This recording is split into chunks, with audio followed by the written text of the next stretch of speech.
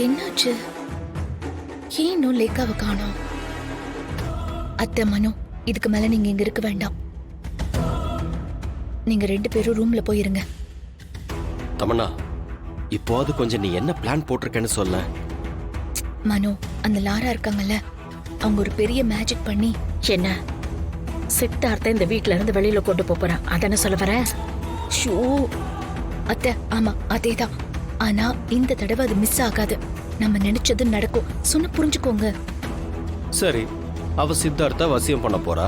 அதுக்கு எதுக்கு நானும் அம்மாவும் இங்க இருந்து போனோம்? அதுக்கும் நாங்க போறதுக்கும் என்ன சம்பந்தம்? ஏன் நானும் அம்மாவும் இங்க இருந்தா அவளோட மேஜிக் வேலை செய்யாதா? மனோ, நக்கல் பண்ண நேரம் இல்ல. நீங்க இங்க இருந்தா அது பண்ற மேஜிக்கால உங்களுக்கு தான் பிரச்சனை.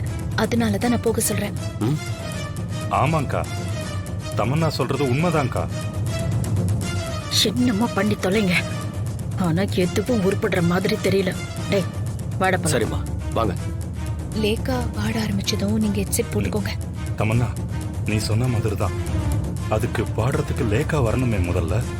ஆமா, இவ்ளோ நேரம் ஆகியும் வரலையே. என்னாச்சுன்னு தெரியலையே. நீங்க இங்கே இருங்க, நான் போய் பார்த்துட்டு வரேன். நீ வேணா பாரு, கண்டிப்பா ராணி தான் ஜெயிப்பா.